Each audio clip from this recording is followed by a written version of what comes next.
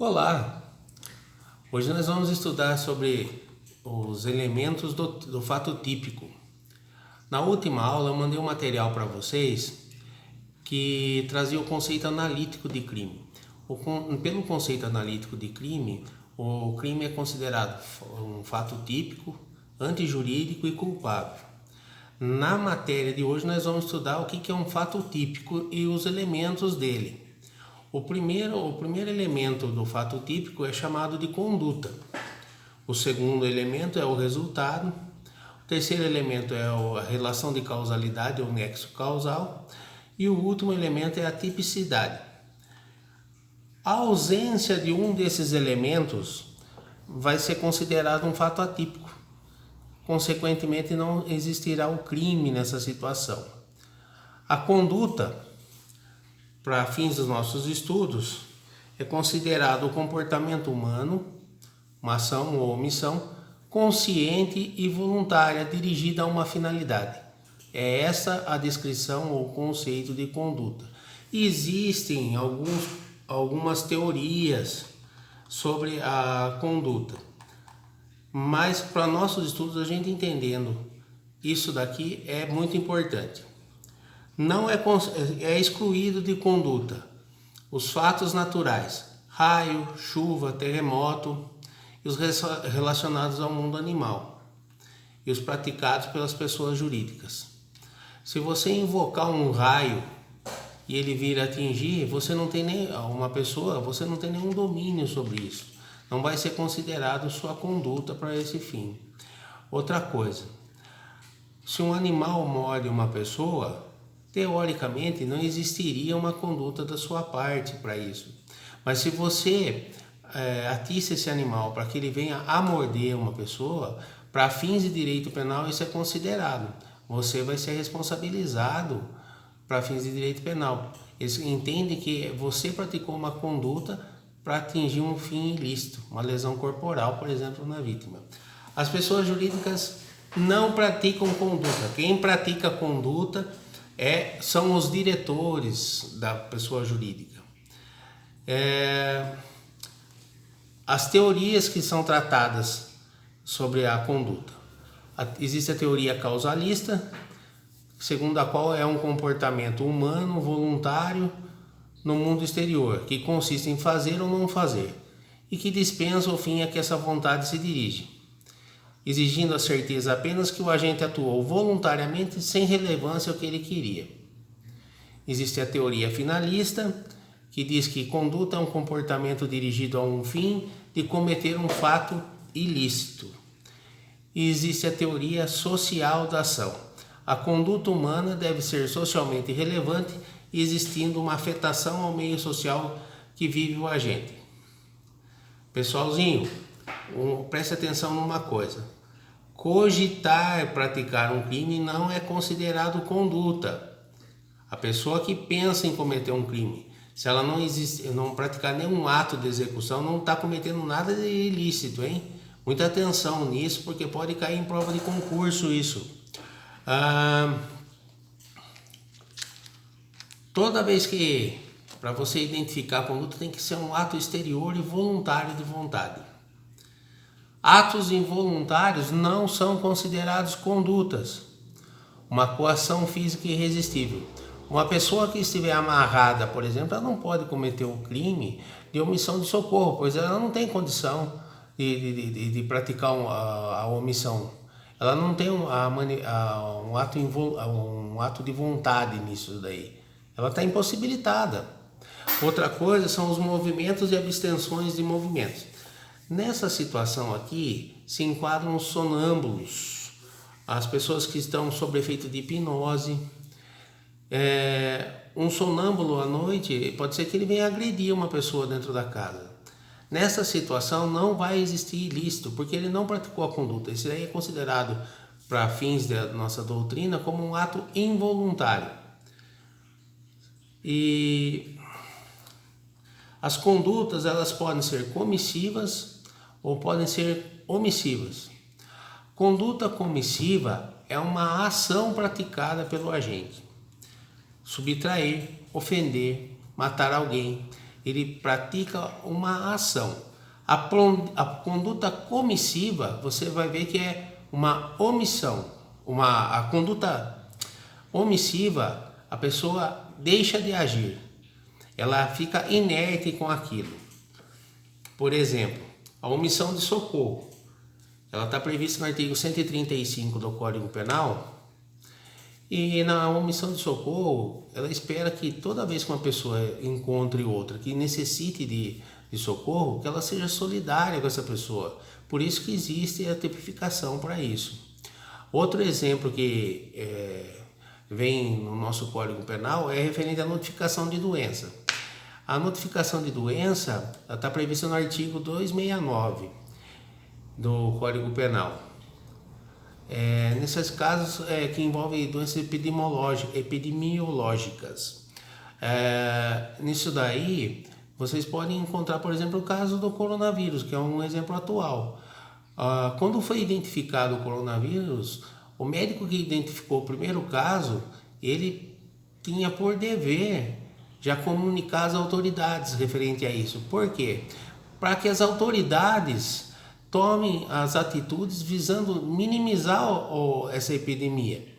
E é o que eu tenho visto que tem acontecido por parte de alguns governantes. Passando à frente, os crimes omissivos eles podem ser classificados em dois tipos. Os omissivos puros e os omissivos impróprios. Se você observar o artigo 13 do Código Penal, você vai identificar alguns crimes que são os omissivos impróprios. Por quê? São praticados mediante a omissão do cumprimento de um dever jurídico que eles assumiram para aquilo ali. Por exemplo, um agente penitenciário, quando ele deixa de tomar uma atitude visando socorrer um detento que sofre alguma moléstia lá, está doente, não toma nenhuma atitude para socorrer essa pessoa.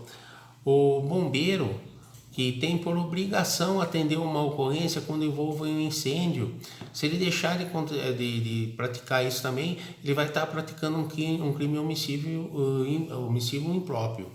Outra situação que vocês podem identificar lá é o caso, por exemplo, do pai que deixa de tomar os cuidados necessários com os filhos menores que estão sob seus cuidados. O crime omissivo puro consiste em deixar de fazer algo que a lei determina. O nosso exemplo, o exemplo que mais é utilizado até pela doutrina é referente ao artigo 135 do Código Penal. No artigo 135 ele trata da omissão de socorro. Este é um crime omissivo puro, porque a pessoa deixa de fazer algo que a lei determina, que é prestar o socorro naquela situação. Voltando lá no artigo 13, vocês vão verificar que consta lá no parágrafo 2º, a linha A, como relevância de omissão, tenha por lei a obrigação de cuidado, proteção e vigilância. Na primeira hipótese que a legislação traz, nós podemos afirmar que é aquela omissão praticada pelo pai em relação aos filhos, aos tutores em relação aos tutelados, o administrador de um presídio em relação aos presos. São esses os exemplos. O médico ou a enfermeira que deixa de ministrar um medicamento para o paciente. O segundo item que vem lá, a linha B, de outra forma assumiu a responsabilidade de impedir o resultado. No segundo item, nós podemos dizer que é o vigia. Um vigia ele é contratado por um condomínio. Ele percebendo que está ocorrendo um furto à noite não toma nenhuma atitude nisso daí. Deixa com que o assaltante leve os pertences das pessoas que estão dentro do condomínio e ele se omite, não faz nada, não telefona para a polícia, não vai até o local visando impedir a realização disso. Nessa situação, o vigia vai ser responsabilizado pelo furto também, porque ele assumiu um compromisso de impedir aquilo ali e ele intencionalmente se omitiu. ele vai responder também junto com quem cometeu a subtração do patrimônio alheio. A terceira hipótese, que vem lá na linha C, com o seu comportamento anterior, criou o risco da ocorrência do resultado. Nesta situação aqui, nós podemos identificar o seguinte: aquela pessoa que, sabendo que a outra não sabe nadar, ela arremessa essa pessoa na piscina e ela não presta o socorro, visando impedir o afogamento dessa pessoa. Ele ocasionou um risco, porque ele arremessou a pessoa e depois ele não minimizou o resultado, não correu atrás de socorrer essa pessoa. A pessoa vai responder também por isso daí, se caso ocorrer morte ou algum dano maior. Pessoalzinho, por enquanto nós estamos na conduta, e agora nós vamos falar sobre o caso fortuito, que é o que não é previsível nem inevitável. É por uma força diversa da vontade do homem. Imagine a seguinte situação: um fumante pega a bituca do cigarro e coloca num cinzeiro. Ele deixa ali no cinzeiro e está acesa essa bituca. De repente dá uma rajada de vento. Essa rajada de vento vem ocasionar um incêndio na casa e no prédio. Essa pessoa, apesar de ela ter ocasionado um incêndio e o dano no patrimônio do local que ele estava, ele não vai responder por isso. Porque aconteceu um caso fortuito, que não era previsível e nem evitável nessa situação. Um caso também que a pessoa não vai responder pelo crime, não vai ser considerada a conduta dela, é referente à força maior. É o que não pode ser resistido pelo agente devido às circunstâncias naquele momento. A doutrina traz como exemplo a coação física irresistível. Um homem forte, utilizando da sua força, pega um homem franzino, um homem muito fraquinho, coloca a arma de fogo na mão desse homem. Esse homem ele não quer cometer nenhum crime, mas o homem forte faz com que ele acabe pressionando o gatilho dessa arma e atira numa outra pessoa. Nessa circunstância não há conduta dessa pessoa que foi coagida. A conduta, na verdade, é do homem forte. É ele que vai ser responsabilizado por isso. Certinho, pessoal? Daqui a pouco eu volto com um vídeo sobre o resultado.